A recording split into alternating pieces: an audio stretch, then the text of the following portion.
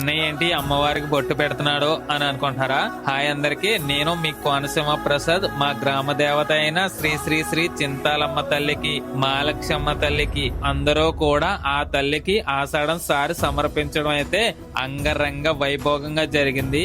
అలాగే మా గ్రామంలో ఉన్న పెద్దలకి, పిల్లలకి, ఆడపడుచులకి, అల్లుళ్ళకి ఆ తల్లి ఆశీస్సులు ఎప్పుడూ ఉండాలని కోరుకుందాం.